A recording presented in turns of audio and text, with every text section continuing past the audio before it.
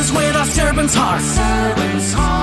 Welcome to the podcast. Inspiration, motivation takes. Listen to the podcast. We're all about to talk about life. Our guests will share their life story. We want you to success in life and business. We're ready and we will start shortly. We're gonna talk about life. We're going to speak on business. You're gonna shine bright. We are going to witness. Business with a servant's heart. With hosts Steve, Ramon, and Ray. Inspiration, education talks. Listen to the podcast.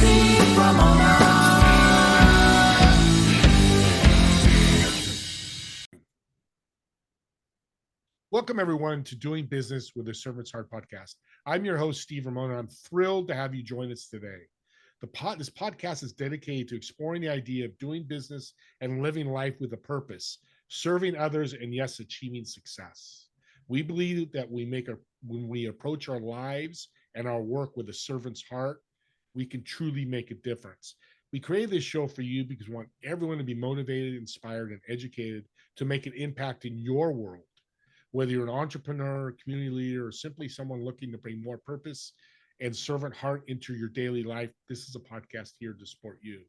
While you're listening to my incredible guest today, because he's going to blow you out of the water, I want you to think about how you're going to serve today and what impact you're going to create today. Today's episode is brought to you by our amazing sponsor, Pantheon Alliance. Picture yourself joining an elite community of thriving business owners from a variety of industries, all working together to create a powerful referral marketplace. It's an incredible opportunity to expand your network and elevate your business to new heights. With that being said, we're going to talk about community, but what my guest is really helping men, and us men, we need more help now than ever, I believe, and he's here to do it, talk about that. Adam, welcome to the show. Thank you. I appreciate the invite. I appreciate being here. Let's jump into the Forge. Great name, but what's your mission with the Forge? So the Forge is a for-profit corporation. It's a men's group. And basically what we provide in our core offering is community and purpose while in pursuit of sovereignty. So how important is community to you and to people out there listening? Well, it's a big deal. One of the things that we address is convenience. We kind of take a lot of different things and put it in this box called convenience. So what I mean by that is the convenience that largely afforded to us by technology. So for example, food service, fast food, pornography, streaming services, social media, streaming services, stuff like that, they're not bad. One of the things we pride ourselves on is we're actually, while being extremely principled, we are anti-nothing. And that's important. And I'm sure we'll probably talk about that more here in a little bit.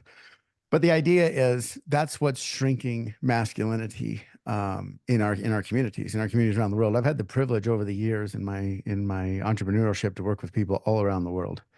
And I can tell you this is not just an American problem, it's a global problem. And it's very rare that I meet somebody where we talk about the idea that masculinity is definitely in a state of decline where they don't absolutely agree. And convenience is one of the things that we look at. It's not to blame convenience, it's to identify it, because while we're in pursuit of sovereignty, meaning that we make decisions and take actions based on counsel from those closest to us and our higher power, we learn to deny the negative influence of these conveniences. And then when we do so, we pursue sovereignty. The other thing that we discover, we call the thread of benevolence, which is the connection between all people. We start to see life from a very different perspective. And it's amazing how that practice lends itself to being the providers, the protectors, and the leaders in our communities. I love it. That's what we need in this world. Exactly what you said. You're nailing it. How'd the Forge for the title of your company come from? It's an interesting name. Yeah, really, we have, so my background is I was in commercial construction for about a quarter of a century as an entrepreneur. I was very fortunate. I was able to sell that company, I don't know, going on 4 or 5 years ago, very favorably. My wife is the CEO and founder of a national finance and accounting and finance firm. And we've sold that business too. So that's where we have time and resources to be able to pursue the Forge. In the course of that work, though, I got to learn what it's like to work with people, again, like I said, around the world, India, Philippines, Europe, North Africa, East Africa, all over the place. And we hired some people when we first committed to this idea without even having a title. And so we basically just came up with a list and we agonized over it for like 3 months. And all of a sudden, John, this wonderful gentleman, the first person we ever hired, he's like, what if we called it the Forge? And we talked about how metal and iron and like you can forge men in community and this whole thing. And yeah, it was just perfect. And he actually designed our first logo and it was perfect. And so yeah, it was just a very, very applicable to us principally, morally, and to our message. Great lesson in community. Even though it sounds like you hired him, but he's part of your community. He Yes. helped you name your business. Like my doing business with a servant's heart. Same thing in the community. Some guy reached out, goes, "Hey, you have a heart. Here's your title," and I've Yeah. taken off since. And that's power of community. Mm-hmm. What are men struggling with most nowadays? Well, it's the, in men, when men, as we've evolved on this planet, we have different roles than women. One is not better, one is not worse, one's not superior, one's not inferior. Okay. It's all about the human family being in balance. Men's part of that contribution to the human family is that we seek lessons, right? That's our job. We are the ones that left the tribes, and we're the ones that left the homesteads and have to go out into the wild and hunt and gather and bring back the resources for our people to survive, while women remain nourishing and community building and family building at home. So it makes sense that we evolved to the place where we are now by seeking lessons, not necessarily comfort. Unfortunately, what's happened is, in my opinion, there's some very powerful companies that have figured out how to profit from the passivity of those men. And that's why women are affected by this technology a little, and these conveniences different than men. It's not conspiracy. It's good business. I'm a businessman. If I had that kind of influence, I completely understand it. The problem is, and again, this is back to our anti-nothing, is we can solve these problems without drawing hard lines. We can solve these problems without dividing our country further. No, we don't need another guy out there saying my way's right and everybody else is wrong. We don't need another reason to drive half of our country further away from the other half. Whereas when we look at this issue, the issue of convenience and some of the marketing and corporate strategies that are really driving this, we can blame the corporations all we want, but that's not going to solve the problem. We're only going to divide our family worse, further than it is. What we can do is look in the mirror, take personal responsibility. Why are these things affecting my life? Is it really because Google's good at marketing, or is it because I'm not making decisions based on what's best for me and my community? So when men are subject to that, they not only forego, growing in life through seeking and learning lessons, trial and error per se, but they're also shrunk by this convenience. And you don't have to go very far before you talk to women in our American human family that are talking about, they're on the couch all the time. Why doesn't he work? Why isn't he making decisions? Why isn't he doing some of these things? And well, because there's a button for that. There's an app for that. You need to find love. You go onto this particular app. Of course, it favors a very small minority group of those people. And so yet again, we're being, their self-esteem, their place in community is chipped away at. And so these conveniences just shrink and shrink and shrink and work to eliminate that from our existence. The problem is there's nothing to replace it other than anxiety and depression and frankly suicide, as the rates of men is about 3.5 times greater than it is for women. And then women drawn into that vacuum is what creates their misery. So that's the imbalance. And it's not about resurrecting, the 1950s mentality. Nobody cares about that. That's stupid. We're very forward thinking, very forward looking. It's not about revolution. It's about looking in the mirror, finding your place and the decisions that we can make to make these things better. And then when we do that, those companies that are out there profiting off of our passivity will innovate in a way to then serve in a different way and maintain their profitability and continue to grow. So nobody has to suffer from this. We just end up ultimately making better decisions. Imbalance is a great word in all this. I love that you said that, because that's where it's at right now. Yeah. In your eyes, what does masculinity look like in 5 years? Well, on its current track, I think it continues to shrink. But I have to tell you, I don't mean this arrogantly. I mean this as humbly as possible. My goal is to change the next 5 years, and the goal of our community and our ambassadors and our entire program. And the idea is essentially to bring an awareness, to get men to wake up. And it's not to wake up and draw our swords. It's not to raise the rebel. is to wake up and look in the mirror and understand, am I really the best version of myself? You know, is it really the feminist that I'm in this situation? It's not. Is it really, you know, the dating app that keeps telling me I'm worthless? No, it's not. It's us looking in the mirror, taking responsibility. And when we do that, when we rise individually, our communities will respond. And I think initially it's so bad, that response will be very comforting, very empowering. There'll be a lot of velocity that we can create very, very quickly, because when you see this happen, and I've seen it happen many, many times within our communities, the family of these men is like, whoa, I remember this guy. This is the guy I married. This is that stud, you know, that I chased after, you know, driving the hot rod down the street, or captain of the football team, or whatever. Not that you need to be either one of those things, just really understand that. And you see these communities fall behind. So this change can happen rapidly, because it's almost like all the fuel is there. There just needs to be the right message. And that message cannot be divisive. It simultaneously must be principled. So when you bring those two together, introduce that to men, and they spark that fire in their communities, get behind them and induce that energy, and like, yes, go, go, you got this, keep going, don't stop. You can see leadership and balance return to our entire human community, our entire human family very, very quickly. Women no longer overextended outside of the femininity into the masculinity that they are drawn into by our absence. There's a vacuum left, right? And so that means there's a gravity, there's a pull, there's a suction to where where women have to act more masculinely. And in some cases that works, but I can tell you in a lot of the cases, women are looking for men to step up. And I have 4 daughters. Okay. I have a wife and 4 daughters, 25 to 14 years old as of right now. Every single one of my daughters individually has come to me and said, I don't understand why every young man I meet wants a mother. That's not good. You know Oh, what I'm hearing? It's not good at all. Congratulations, your 4 daughters. That's awesome. And what I'm hearing, Adam, is messaging has to change from yeah. the outside world, from social media, and we need to look in the mirror. I love that, and that can change. I mean, Yeah, look at absolutely. messaging with AI. That's not a hard change. It's not easy, but it's not hard either. That's Um, doable. you mentioned your beautiful 4 daughters. How has that impacted your work with the Forge? Well, in full disclosure, my wife and I have a blended family. We have 6 kids. The 2 oldest are boys. I haven't, the oldest son genetically, we try not to separate in our family at all. Yeah.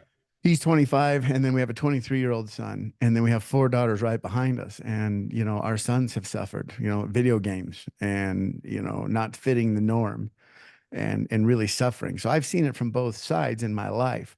I mean, our sons have suffered tremendously, and they've had to really understand that, hey, you got to get off your butt.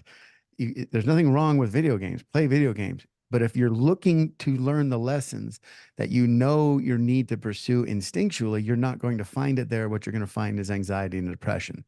They're learning that, and they're doing a really good job. My daughters, on the other hand, are on the receiving end of having to go out into community. And by the way, I live in Littleton, Colorado, and I've lived in this same zip code for almost every minute of my 47 years. So I've got to know this community very, very, very well and see this impact. And so when my daughters come to me and say, Dad, there's these nice boys. My daughters are well adjusted. You know, they're not drug addicts. They're all do good in school. Like, these are all intelligent, hardworking young women. And they come and say, these guys, I mean, no matter what they look like, no matter how they are, they all end up in this place where they want a mother. And I don't understand why. And so that was one of the things after I retired from commercial construction, that just, I really had time to get involved with them in a way that I hadn't had time before, and learn from their perspective. And yeah, that got me fired up, because I'm like, I'm in a position where I have the resources and the time to do something. And I don't want my daughters to grow up in this community where I grew up, where there was never the case before. We weren't looking for a mother in those days. We were looking for the honor of the responsibility of being able to contribute to a family. The Forge can help parents, it sounds like, as well as men, as well as women. It's across the Absolutely. board. Okay. That's good, because the Forge, I want the audience to know, is it's got a masculine tone to it, but Mhm. he's helping everybody. I mean, he's a better parent because of it. And I love this, because community is so big in this very emotional subject. Yeah. I mean, you got 5 guys talking about this. Good stuff's going to happen. Yeah. And we've just It's so amazing that my wife and I had this time. We traveled all around the world. We traveled all over the country. We just really, we've been everywhere. I tell everybody we started in Honolulu and ended up in East Africa, in the impenetrable forest in the backcountry and some of the most, if you didn't believe in a higher power, go step foot in Hmm. those, they call them forests. I'm in Colorado. Those are forests. What I saw in East Africa was jungle. But if you don't believe in a higher power, step foot there in a 6 million-year-old forest and see if that doesn't change the way you view everything coming back from that. And it's a huge deal. And you realize, like, I stood in villages that still don't have electricity and talked about this, and there was a resonance there. These people really understood. They hear about what's going on even outside, and they're conscious of it. So this is everywhere. Even in some respect, they're probably better off without the technology, social media, all that messaging them every day. Aren't they a little better off in that respect? Well, those communities are so vastly different. I mean, Yeah. as Americans, we look at that, and we go into these villages. We spend almost a month there, Mm. and these people have nothing. Like we think of poor people as somebody that lives in a project house. When I say nothing, I mean nothing. Like barely have clothes, and yet they find satisfaction. They find community. They find happiness. I mean, there's these kids, you'd be out trekking through the jungle and you think you're like literally in the middle of nowhere and you're looking for these giant gorillas in the wild and you hear this, "How are you?" And it's a young child, barely clothed. I don't know how far, I can't see him at all. Just hearing another person, doesn't care what you look like, where you're from, and they're reaching out and when you respond that way, you can hear the laughter, even though you really feel like you're just in the middle of absolutely nowhere, literally bushwhacking, like you can't take a step without a machete kind of thing. But they're reaching out for a community and they're so happy to share it. So it's just so different. They don't have the kind of things we have in America to even build the scale of like value, of worth, of status. I mean, they don't, there's nothing to commit to. There's nothing to constitute status in their community. So what they're left with is humanity. It's a fantastic story. That audience, you listen to that and think twice about what you're doing. I'm gonna, because you got to keep back and listen to these stories and embed them in your soul when you go out and start working with people. You mentioned in a question you gave me about listening. I'm a big shut up and listen. It's so important in anything you do. But with respect, with gratitude, how does that mend social divisions? Well, that's one of our rules, right? That we listen with respect and gratitude. I mean, that's just period what it is. And we sometimes have to teach men exactly what we mean by that. But being heard is one of our most important offerings to people. I mean, we've had men come in literally wrapped head to toe on the brink of suicide. And because we don't turn away anything, our message is not directed. It is wide open to any person that wants to walk in the door. Any man, we don't, it is a men's organization, but being heard, so many times, men discover shame. And then the way they deal with shame, because maybe they came up short one day or they had a good intention and whatever it is, for whatever reason, it didn't work. They can't confide in people. They can't even confide a lot of times in their wife. That's not the wife's problem. They just feel like they can't. And they don't have the mechanism or the understanding to look in the mirror and figure out how to develop themselves. And frankly, we're not supposed to, because we're communal people by nature. I mean, in my opinion, God created us that way. And so when they show up, we're not, one of the number one things we can offer is simply a place to be heard. And when we have biweekly gatherings that are live. We were in an office complex. We've actually now moved into a theater. One of the things that we do is we provide a platform for that, and just bearing witness as the host of these live events in what happens when a man feels like, I can be heard. I can say the things I'm ashamed of, and that shame gets absorbed and can be absorbed endlessly by this community of other men that not only understand because they have a similar disposition in life, but aren't there to tell me that I'm wrong. They're there to tell you how to do it better. They're there to be there for you when you want to take the step of looking in the mirror and starting to own your life. The only thing we don't tolerate once men start to take on this work is that there's excuses. It's not your wife's fault. It's not the feminist's fault. It's not this guy's fault. It's not that guy's fault. Let's look at your part in it. And it's not to blame them for everything. It's to give them the power to own their situation. And what we say is, once you own it, you're free to give it away and let it go and then ascend. I love that. It's a great message. Listening's big, and being heard is just as big. They're the yin and yang of each other. We're coming Yeah. to the end here, but what's a piece of advice that males listening that you could give them to help them build their masculinity? Yeah, I mean, the number one thing, the number one pursuit in any individual is taking personal responsibility. It's another thing that convenience does. It gives us a place to point, a place to blame. I mean, psychology fundamentally is this whole ideology that, something happened to you in the past and now you're a victim. So here's your label, right? Now, sometimes that's the truth. And I'm not a psychologist, but there's other times where those labels, I'm depressed, I have anxiety, I have ADHD. Sometimes those labels are necessary and treatment is certainly necessary. But sometimes it's about owning that an understanding of how you got into that and giving yourself a chance to try to take that on, let go of the things that are causing you to feel that way and therefore act that way and move on to the next level. If you need treatment, you need treatment. Nobody ever denies treatment. But there's also this idea of convenience, right? And we've got to look past that to our own responsibility, give ourselves every shot. Then, if we need treatment, fair enough. But so often when we do that, and then the next component is community, and we find a community to plug into, the synergy there and the really it's being congruent with how we're designed, as people, right? We're so separated and isolated, especially post pandemic. This ideology has really crept in, but that's not natural for us. And so if you find a place to go, if you can start to take personal responsibility, if you can start to understand that it's okay, the situation that you're in, and that this all is solvable, and then you supercharge that with a community, whether it's ours or somebody else's, doesn't matter who's got your back, then the capacity, your own capacity and your own value becomes exponential. I love it. It's a great tip. Audience, run with that. Um, Real quick, I like to get to know my guests a little more Sure. personal. So I'm going to ask you a unique question. You're at a restaurant with a table of four. You occupy one of the seats. Dead or alive, who would you love to sit in those three seats that are empty? That's so funny because somebody posted this question the other day on our community board, and some of the responses were amazing.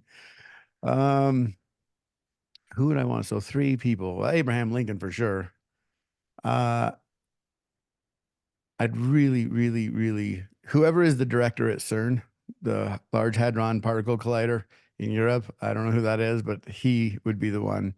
And there was one I was actually trying to remember the other day, and I can't think of his name. He was the program director for the Mercury, Apollo, and Gemini missions, the same program director. I can't remember his name. Gene That's it. Gene Harris? Is that what it is? Gene. I know No, it's Gene. Gene Lovell. No, that was the astronaut.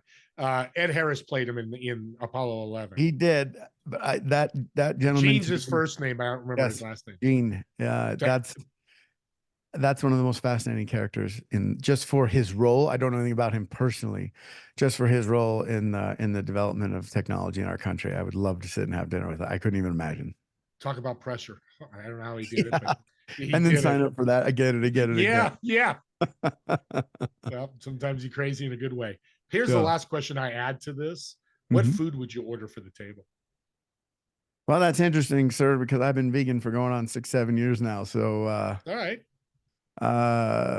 what food would I order for those? I doubt they're vegan. I doubt any of those guys are vegan. So, I don't know. I guess it'd be steaks for them, and I don't know, some kind of veggie something or other for me. I eat kind of the same things every day. I've been doing it for Eh, years, so I don't venture it's out too okay. much. That's all right. Vegan it is. We'll make it a vegetable type of meal, and that's Yeah. perfect. What a great group. Thank you for sharing. Appreciate it. And how can people, you've given us a lot of motivation, inspiration, educated us. I'm sure people have questions and want to reach out. How can they find you, Adam? Really, the best way is through our website, the-forge.life. We have a brand new website preparing to launch that'll get you to our online platform, our community, get you to all our socials, all that stuff. Yeah, it's just the-forge.life. It's perfect. And thank you, everybody, for, me and Adam really appreciate you watching or listening to this Yes. podcast. Don't forget my TV show, Together We Serve, every Friday, 2 p.m. Pacific, 5 p.m. Eastern. It's on Samsung, LG, Roku, Apple TV. See this big old head on your 70-inch screen TV. I'm sure you're going to enjoy it. Look at my guests more than my head. You'll enjoy it. And as always, again, we thank you, and we look forward to seeing you on the next episode of Doing Business with a Servant's Heart. See y'all.